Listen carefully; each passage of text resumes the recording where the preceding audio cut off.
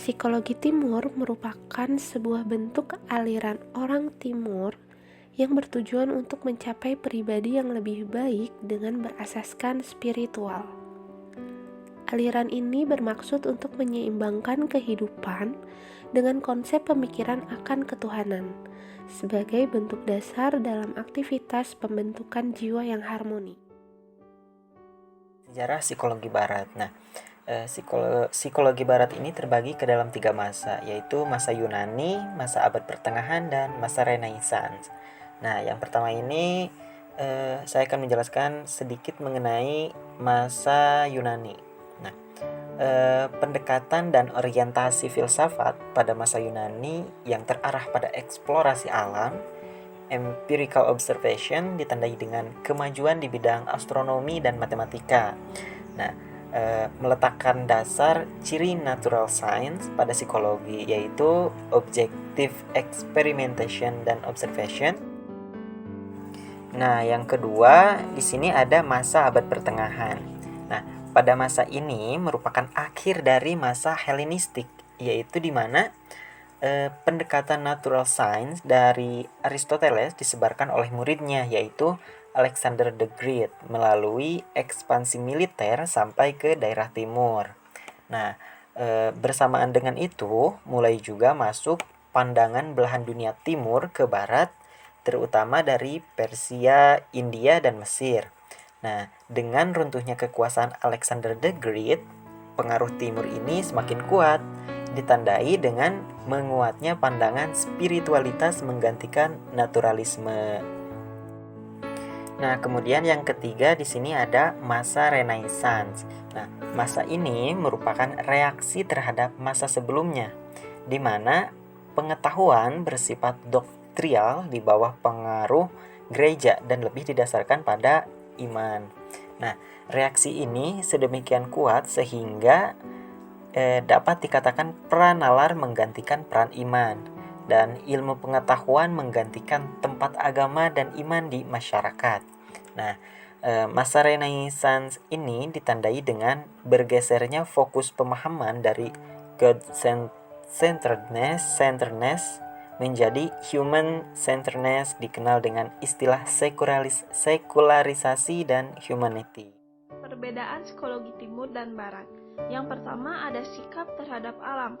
Psikologi barat penguasaan alam artinya menguras alam secara membabi buta. Sedangkan psikologi timur, orang timur sangat mencintai alam. Perasaan ini tumbuh karena kepercayaan religius dan filsafat mereka yang kuat. Kesatuan dengan alam, harmoni dengan alam. Contoh, menyirami tanaman setiap hari, tidak membuang sampah sembarangan, tidak merusak lingkungan sekitar. Kedua, ideal hidup. Psikologi barat, rencana Allah di dunia, manusia merupakan faktor aktif pembentuk sejarah sehingga mereka terus berpetualang.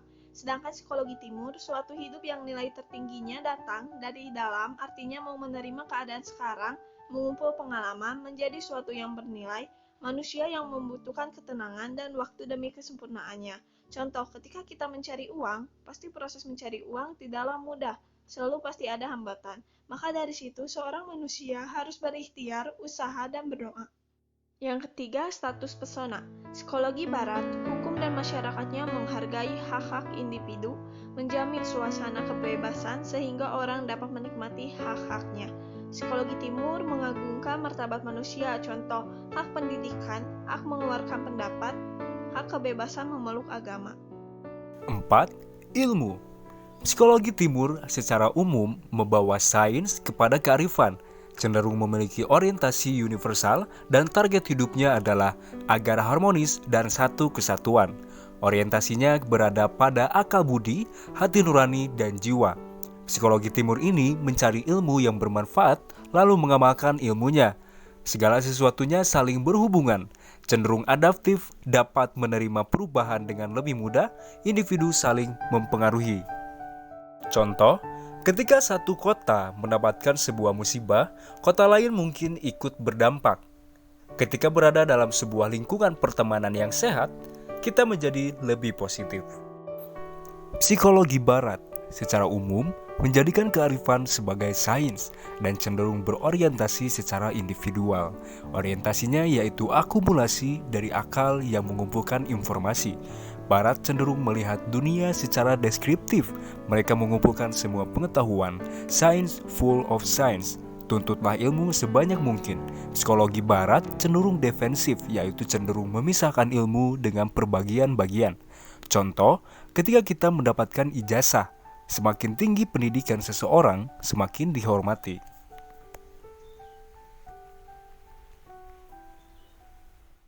5. Pengetahuan. Psikologi Timur lebih menekankan kepada nurani dan intuisi, sedangkan psikologi Barat lebih menekankan kepada akal dan empiris. Psikologi Timur masuk lebih dalam guna memahami sesuatu menggunakan nurani. Hampir semua pikirannya mendekati etika dan estetika atau akhlak. Menurut psikologi Timur, pengetahuan harus disertai dengan moralitas. Psikologi Barat memahami sesuatu secara rasional. Contoh, memberi uang kepada pengemis menurut Perda di Jakarta salah, tetapi jika secara nurani benar. 6. Aturan nilai. Cita-cita dari orang Timur adalah harmonis dan tenang. Puncak kebahagiaan Timur adalah memiliki ketentraman di dalam hidup, sedangkan psikologi Barat puncak kebahagiaannya adalah berprogres. Psikologi Timur lebih mementingkan kepentingan sosial dibandingkan psikologi Barat yang lebih mementingkan kepentingan individu. Psikologi Timur mengedepankan sikap gotong royong, sedangkan psikologi Barat adanya sistem reward, punishment untuk saling berlomba-lomba untuk membuktikan kemampuan diri. Psikologi Barat memiliki sifat kompetitif. Contoh, prinsip orang Timur, tidak masalah hidup berkecukupan, yang penting bahagia. Ahli psikologi yang termasuk filsuf psikologi Timur yang pertama adalah Carl Gustav Jung. Jung lahir pada tanggal 26 Juli 1875 di Swiss, dan Jung wafat pada tanggal 6 Juni 1961 di Swiss pada usia 85 tahun. Jung menekankan pentingnya keseimbangan dan harmoni. Eksplorasi Jung ke dalam pengetahuan semakin menguatkan pemahamannya bahwa manusia modern yang terlalu banyak mengandalkan sains dan logika perlu terintegrasi dan apresiatif terhadap dunia bawah sadar. Karena mereka tidak butuh pengembangan logika, tetapi juga spiritualitas. Ia menulis prakarta bagi buku-buku karya Date Suzuki dan Richard Wilhelm. Menulis ulasan atas karya-karya terjemahan Evan Wentz. Jung juga merupakan sahabat karib dari Heinrich Zimmer, seorang ahli tentang India, dan ia sendiri ahli tentang mandala, suatu motif dasar dalam banyak kesenian suci dari Timur. Selanjutnya ada Abraham Maslow. Maslow lahir pada 1 April 1908 di Brooklyn, New York, Amerika Serikat, dan wafat pada tanggal 8 Juni 1970 di California pada usia 62 tahun. Maslow memiliki pandangan holistik, sehingga terdapat disiplin ilmu Timur menangani orang-orang yang normal dan memilih penyesuaian sosial yang baik. Hal itu memiliki tujuan dan cara yang cocok dengan kebutuhan aktualisasi diri dari hierarki kebutuhan Maslow.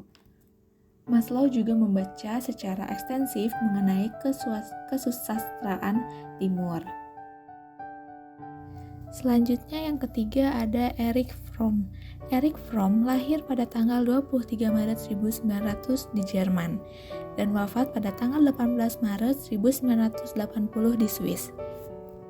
Erich Fromm menjalin dialog dengan guru-guru Buddhis dan memiliki karya yang berjudul Zen Buddhism and Psychoanalysis pada tahun 1970 yang ditulis bersama dua temannya, yaitu Date Suzuki, seorang pengikut dan sarjana Zen yang berpengalaman, dan Richard De Martino, seorang profesor dalam bidang agama.